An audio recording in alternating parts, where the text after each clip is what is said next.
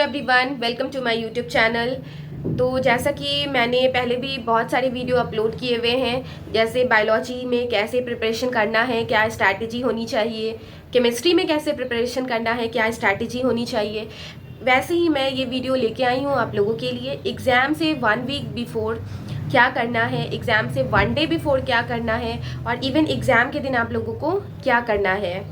और जिन लोगों ने अब तक मेरे चैनल को सब्सक्राइब नहीं किया है, वो सबसे पहले सब्सक्राइब कर ले। लोगों के जब एग्ज़ाम को 1 वीक बचे हो तो आप लोगों को कोई भी टेस्ट सीरीज़ नहीं लगानी है। वो 7 डेज़ आप लोग के लिए बहुत इंपॉर्टेंट होगा एग्ज़ाम से पहले। तो उन 7 डेज में आप लोगों को मैक्सिमम थ्योरी रिवीजन करना है, चाहे वो बायोलॉजी हो, चाहे वो फिजिक्स हो, चाहे वो केमिस्ट्री हो। सिर्फ थ्योरी रिवीजन करना है उन 7 डेज को।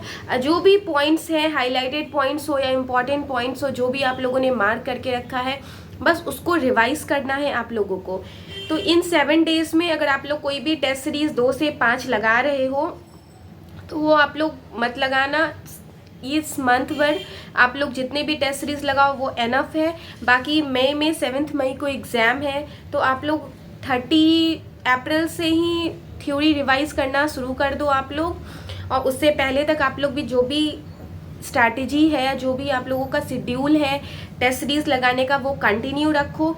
और मैं एक बात बता दूं, आप लोग जो भी टेस्ट सीरीज लगा रहे हो वो आप लोग कोशिश करो 2 से 5 ही लगाने का, क्योंकि स्टूडेंट का माइंडसेट होता है कि अगर आप लोग डेली 2 से 5 टेस्ट सीरीज लगाते हो तो आपका माइंड सेट हो जाता है वो उस टाइम में क्वेश्चन को सॉल्व करने का। इससे आप लोगों का स्पीड बहुत इंक्रीज होगा और वो टाइम माइंडसेट आप लोगों को बहुत एग्ज़ाम के टाइम में हेल्प करेगा। तो 7 डेज बिफोर में आप लोगों को जो भी थ्योरीज है वो रिवाइज करनी है। और जैसे एग्ज़ाम से 1 डे बिफोर, तो एग्ज़ाम से 1 डे बिफोर आप लोग मे बी किसी का होम टाउन में आप लोगों का सेंटर ना हो, कहीं दूर हो, तो आप लोग 1 डे बिफोर उस सेंटर पे आप लोग पहुंच जाओ। और एग्ज़ाम से 1 दिन पहले आप लोगों को बिल्कुल भी प्रेशर नहीं लेना है। जैसे ये नहीं सोचना है कि एग्ज़ाम में कल एग्ज़ाम है, क्या होगा नहीं होगा। आप लोग सब कुछ छोड़ दो रिज़ल्ट पे, और बस आप लोगों ने इतना मेहनत किया है तो उसका फल तो ज़रूर आएगा। बस 1 दिन पहले आप लोगों को थोड़ा मन करे तो फिजिक्स के लिए थोड़ा फॉर्मूला, और बस बायोलॉजी की एनसीईआरटी हाईलाइटेड पॉइंट्स बस आप लोग एक बार पलट लेना। बस उससे ज़्यादा कुछ भी नहीं करना है। ये 1 डे बिफोर ज़्यादा प्रेशर नहीं लेना है किसी भी चीज़ को, और जो भी है बस थोड़ा बहुत रिविज़न करना है। एंड आप लोग एग्ज़ाम के दिन, जैसे आप लोगों का 2 से 5 एग्ज़ाम होता है, तो सेंटर्स पे कोशिश करना आप लोग थोड़ा जल्दी पहुंचो, प्रॉपरली टाइम पे, ताकि कोई भी दिमाग में फ्रस्ट्रेशन या कोई भी हरासमेंट ना हो, और बिल्कुल रिलैक्स होके सेंटर पे पहुंचना है। और सबसे बड़ी बात आप लोगों की कि एग्ज़ाम के टाइम जो एग्ज़ाम का वो 3 आवर्स होता है, ये बहुत मायने रखता है। ये 3 घंटे आप लोग कितना भी पढ़ाई किए हो पूरे सेशन, और आपका वो 3 आवर्स बहुत ही मायने रखता है। वो 3 घंटे आप लोगों का डिसाइड करता है कि आप लोगों का क्या होगा। वो ऐसा नहीं है कि कुछ किन्हीं का परफॉर्मेंस पहले कैसा था नहीं था। अगर आपका परफॉर्मेंस आपके टेस्ट सीरीज में बहुत अच्छा है तो आप लोगों का नीट में भी अच्छा होगा। ये डिपेंड करेगा आप लोगों के माइंड सेट पे। आप लोगों को टेंशन या प्रेशर लेके वो एग्ज़ाम के पेपर को सॉल्व नहीं करना है। आप लोग जितना प्रेशर फ्री रहोगे, आप लोगों का आउटपुट उतना ही अच्छा होगा। पेपर पे बिल्कुल फ्री माइंड से सॉल्व करना है क्वेश्चंस, क्योंकि कभी कभी ऐसा होता है आपकी तैयारी बहुत अच्छी होती है और पेपर में आप लोग डर जाते हो या टाइम मैनेजमेंट में प्रॉब्लम होती है। इस वजह से कुछ इजी क्वेश्चन, कुछ जाना हुआ क्वेश्चन आप लोगों से सॉल्व नहीं होता, या फिर कुछ इजी क्वेश्चन में आप लोग मिस्टेक करके चले आते हो।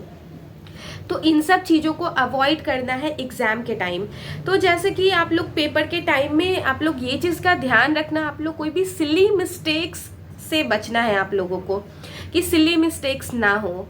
वो कहते हैं ना, अगर एक टफ क्वेश्चन अगर आप लोगों से गलत होता है तो आप लोगों का आप रैंक बाकी स्टूडेंट से ज़्यादा डिफ़र नहीं करता।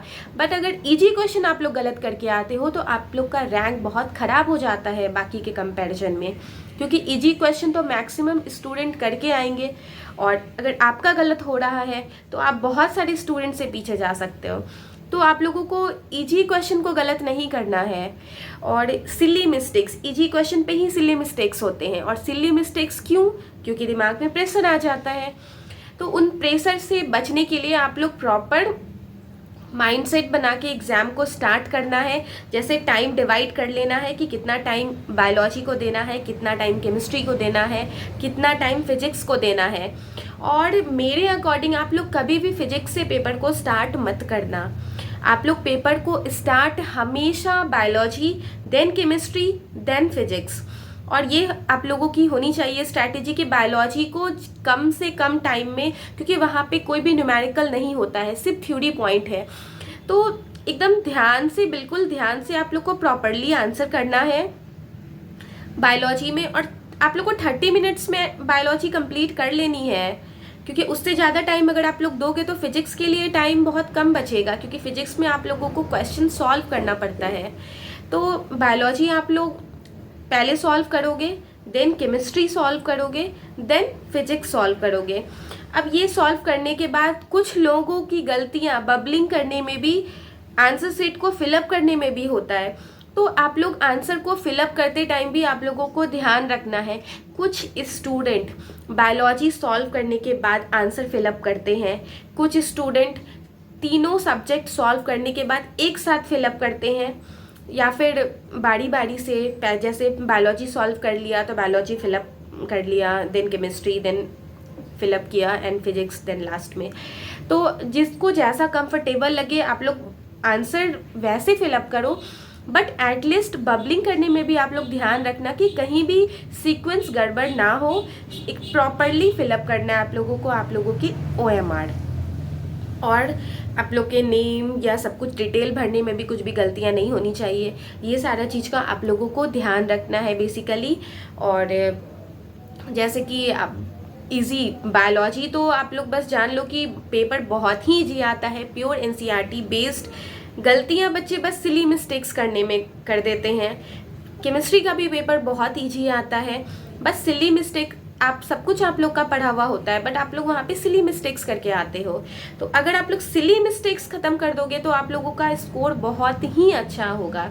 और जहाँ तक बात है फिजिक्स का, तो कोई क्वेश्चन बहुत इजी, कुछ थ्योरी बेस्ड या कुछ कंफ्यूजिंग होता है, तो वो आप लोग अगर टाइम ज़्यादा बचा के रखोगे तो वो फिजिक्स के लिए सॉल्व करने में बहुत ही हेल्पफुल होने वाला है।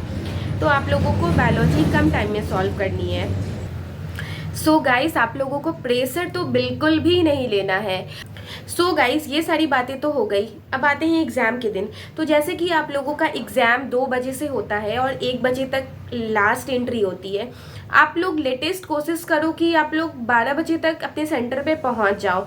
और सबसे इम्पॉर्टेंट बात, आप लोग अपने फूड आइटम्स को कैरी करके ले जाना, क्योंकि कई बार ऐसा होता है कि आप लोगों के सेंटर्स जहाँ पे होते हैं वहाँ पे कोई भी शॉप अवेलेबल नहीं होता है।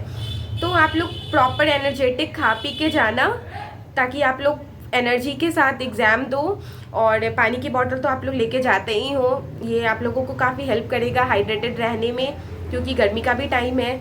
सो गाइस, मैं चाहती हूँ आप लोग इस बार एग्ज़ाम से निकलो तो एक अलग स्माइल के साथ निकलो, और मन में ये सोचो कि hard work, finally hard work pay off. So guys, all the best, अच्छे से तैयारी करो। एंड नीट तो आप लोगों को फोड़ के आनी है।